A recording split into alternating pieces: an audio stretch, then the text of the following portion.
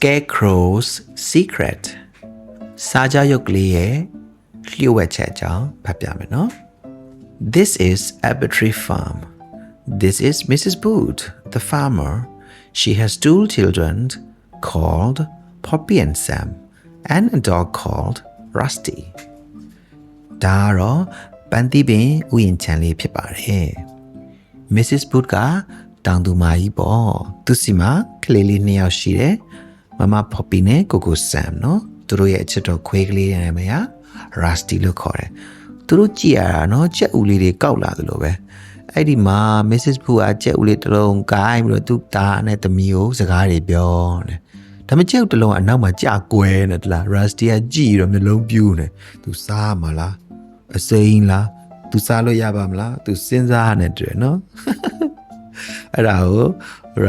Sam ကမျက်လုံးလေးအောင်တောင်းကပ်ပြီးတော့ Rusty ကိုဆက်စုနေတယ်နော်ဥကောက်ထင်တာကတော့အဲ့ဒီကြက်ဥကကြာကွဲသွားတာ Sam ကြောင့်နဲ့တူတယ်အားကြောင့်မို့ Sam ကလက်ကလေးရှိမှဓာပြီးတော့ဒီလားမမ Poppy ကပြုံးနေတယ်နော် Sam ကသူ့ကြောင့်ကွဲသွားတာနဲ့တူတယ်ဒါကြောင့်မို့Mrs. Boot က Sam တို့ကြက်ဥကိုမကွဲအောင်ဘယ်လိုကမ်းမလဲဆိုတော့ပြောနေတာဖြစ်မယ်ဒီလား Mr. Boot is walking in the barn. What are you doing there? Asks Sam. I am tying lots of straw on these poles, says Mr. Boot. Mr. Boot ကတဲ့စပကြီးထဲမှာတဲ့အလုပ်တွေလုပ်နေတာတဲ့ဖေဘာတွေလုပ်နေတာလဲလို့ Sam ကသွားပြီးတော့မေးလိုက်တယ်တဲ့မေးတဲ့အချိန်မှာတဲ့ Mr. Boot ကဘာပြန်ပြောလဲဆိုတော့ तू တဲ့ဒီကောက်ရိုးချောက်တွေကိုတဲ့ဒီတစ်သားကြောင်းကြီးမှာစူးစမ်းပြီးတော့ချီးနေတာဆိုပြီးတော့ तू ကပြန်ပြောလိုက်တယ်တဲ့ What is it? You will soon see, says Mr. Boot. Go and get my old coat from the shed, please. Bring my old hat too. ဘာလုပ်နေတာလဲတဲ့ဘာရုပ်ကြီးလဲတဲ့လို့မေးတယ်ပေါ့နော်ခဏနေကြရင်ဒါတို့တိမှာပေါ့တဲ့အခုတော့တဲ့သူ့ရဲ့ကုတ်အင်းကြီးအဟောင်းနဲ့အုတ်ထုအဟောင်းကိုတဲ့နော်အဆောင်ဟောင်းလေးထဲမှာတင်ထားရစီတယ်တွားယူလိုက်ပါဦးတဲ့အဲ့လိုမျိုးပြောတယ်နော် It's going to be a scarecrow. Poppy and Sam come back with the coat and hat. Then they help Mr. Boot put them on the scarecrow. ဒီအားတဲ့စားကြောက်ကြီးဖြစ်သွားမှလေတဲ့စားကြောက်ဆိုတာငှက်တွေကိုခြောက်တာကိုပြောနော်ငှက်တွေလာပြီးတော့သူတို့စိုက်ထားတဲ့အပင်တွေတီးနှံတွေကိုလာပြီးတော့နော်တီးပြီးမှဲ့တဲ့အခါကျရင်လာထိုးပြီးတော့မစားအောင်လို့လူတယောက်ရက်နေတယ်လို့မျိုးပုံစံနေဘူးထဲမှာထောင်ထားမဲ့အယုတ်မျိုးစားကြောက်ရုပ်လို့ခေါ်တယ် Poppy နဲ့ Sam ကတဲ့ကိုအင်းကြီးတွေအုတ်ထုပ်တွေမကြီးမှာ flower scarf တို့ယူလာပြီးတော့သူ့ဖေဖေစီပြန်လာတာပေါ့အဲ့ဒီအချိန်မှာတဲ့သူတို့တွေကဖေဖေကိုဝိုင်းပြီးတော့ Mr. Boot ကိုဝိုင်းပြီးတော့ကူညီကြတယ်တဲ့ Scarecrow အယုတ်ကြီးကိုဝိုင်းပြီးတော့ဝစ်စင်ပေးနေကြတာနော် He's just like a nice old man. I've got some old gloves for him, said Sam. Let's call him Mr. Straw, says Poppy. ဒီစားကြရုပ်ကြီးကြည်ရတာတဲ့လူအိုရုပ်ကြီးနဲ့တောင်တူတယ်တဲ့နော်ကြည့်လို့လည်းကောင်းတယ်တဲ့သူ့လက်ကတဲ့ကောက်ရိုးမြင်နေထွက်နေတော့တဲ့တိတ်မလှသေးဘူးတဲ့သူ့တဲ့လက်အိတ်လေးဝက်ပေးလိုက်ရမယ်တဲ့သူစီမှာတဲ့လက်အိတ်အဟောင်းနေရှိတယ်လို့ Sam ကပြောပြီးတော့လက်အိတ်နီနီလေးတွေယူလာပေးလိုက်တယ်နော်အဲ့မှာမမ Poppy ကသူ့တဲ့ Mr. Straw လို့ခေါ်ရမယ်တဲ့ Mr. ကောက်ရိုးပေါ့နော်ဦးကောက်ရိုးလို့ခေါ်ရမယ်တဲ့နော်အဲ့လိုမျိုးမမ Poppy ကလည်းပြောလိုက်သေးတယ် He is finished now. Help me carry him, please, Poppy, said Mr. Boot. You bring the spade, Sam. သူ့တဲ့အခုတော့တဲ့အလားစင်နာပြီးပါပြီတဲ့စာကြောက်ရုပ်ကြီးဖြစ်သွားပြီတဲ့ဝိုင်းပြီးတော့ကူတယ်ပေးပါအောင် Poppy လို့နော် Mr. Boot ကပြောတယ်တဲ့ပြီးသွားတော့တဲ့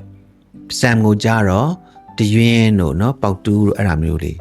နော်ဆွရအမလုပ်တဲ့ဥစ္စာတွေယူခဲ့ပါအောင်ဆိုပြီးတော့ဖေဖေကသူအကူညီတောင်းလိုက်သေးတယ် They all go to the cornfield. Mr. Boot digs a hole in the field. Then he pushes in the poles so that Mr. Straw can stand up. သူတို့တွေကပြောင်းဆိုင်မဲ့ပြောင်းကင်းအလဲကိုရောက်သွားပြီတဲ့ရောက်သွားတဲ့အခါမှာMr. Boot ကပြောင်းကင်းအလဲမှာ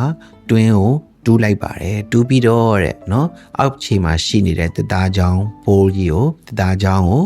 အဲ့ဒီတွင်းထဲမှာထည့်မြေတွေကိုပြန်ဖို့ပြီးတော့စားကြရုပ်ကြီးကိုမမက်ကလေးရက်နိုင်အောင်သူတို့ကဝိုင်းလုပ်ပေးလိုက်ကြတယ်တဲ့နော် He does look real I'm sure Mr. Straw will scare off all the birds said Sam especially the crows said Poppy သူကြည့်ရတာတကယ်လူတယောက်မတက်ရက်နေတဲ့အတိုင်းပဲတဲ့နေပူထဲမှာတဲ့အုတ်ထုတ်လေးလဲဆောင်းပြီးတော့နော်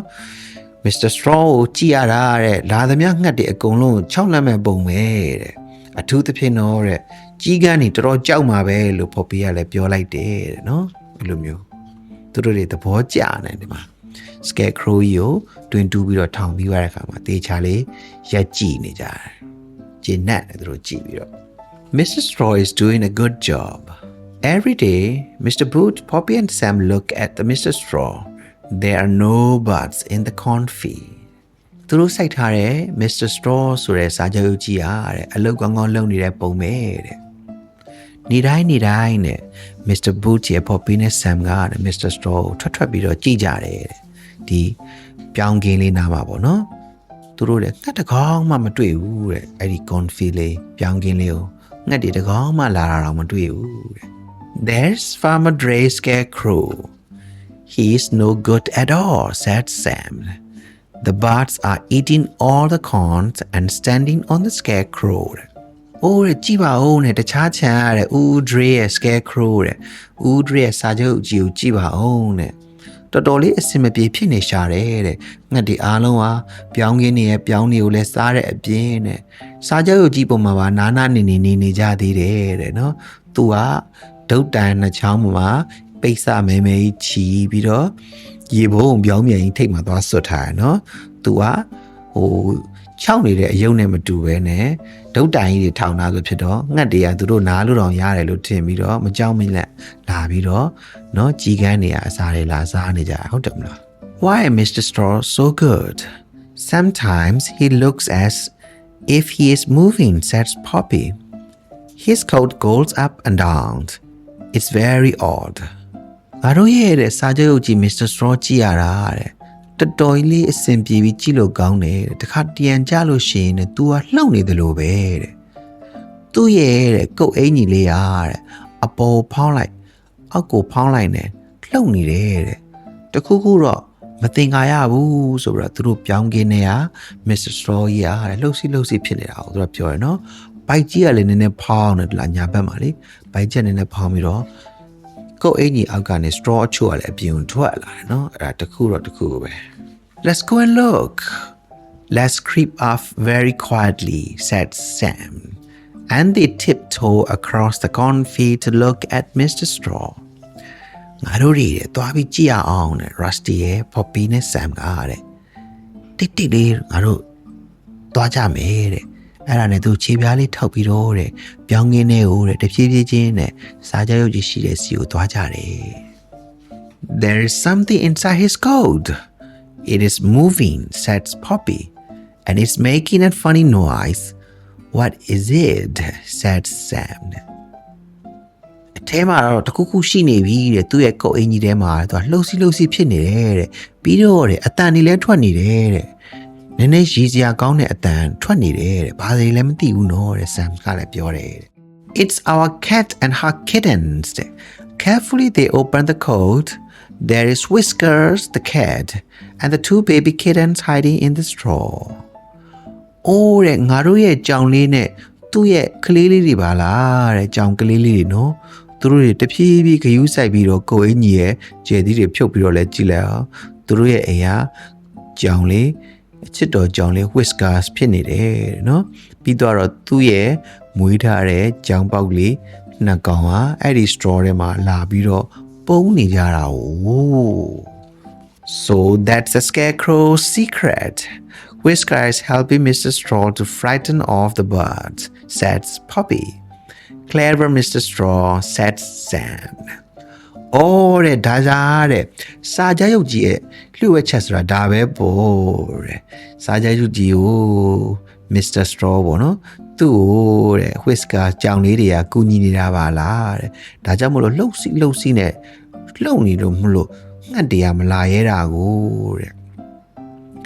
တော်တော်လူလေကြတဲ့နော်တော်တဲ့ Mr. Straw ပါပဲဆိုပြီးတော့ Sam က